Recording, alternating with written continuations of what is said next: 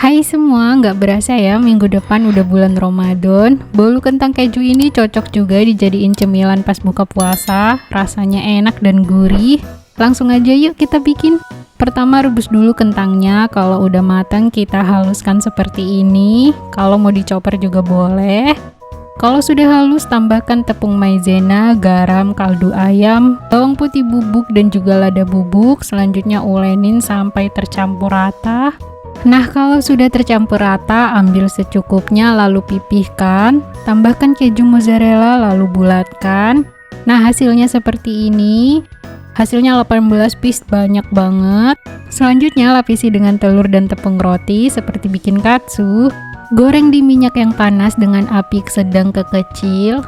Jangan lupa dibalik-balik supaya nggak gosong. Kalau sudah kering dan kecoklatan bisa angkat dan sajikan. Selamat mencoba!